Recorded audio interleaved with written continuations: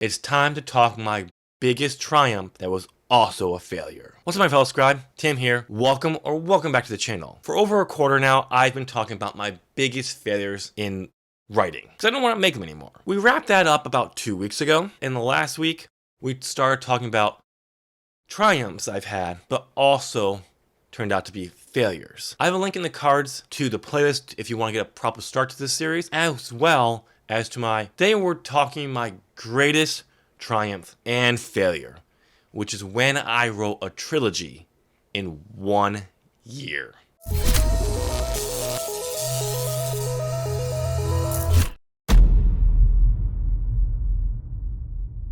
Let's cover the background on this very quickly. At the end of 2017, I was struggling with my current work in progress, Seeing Through the Veil, book 1 of the Veil trilogy.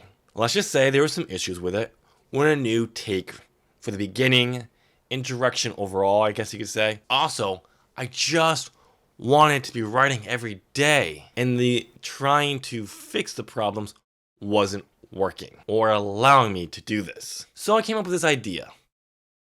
I would write a first draft of each book in the trilogy in 1 year. To ensure I did this, I wrote up a contract with consequences if I didn't. Failing would cost me $500. This would be split over my 2 witnesses, buddies of mine, Adam and Chris. They signed the contract as witnesses on December 6, 2017, and I started immediately.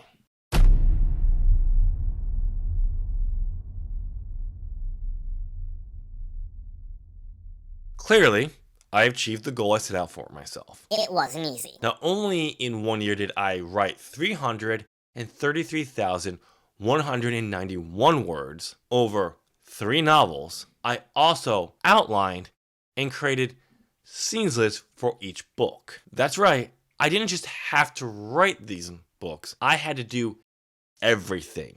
That was not fun, but I did it. Never ever, up to that point, have I ever written more than 1 book or so many words in a year. This was a huge accomplishment for me. I still look back at this time as one of the greatest things, or the greatest thing I've ever done, only if it wasn't also marred by the biggest failure I've ever made in my writing career.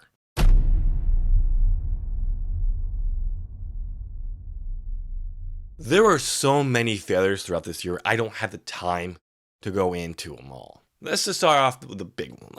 I'll give you some overview. The first was simple. I had no plan.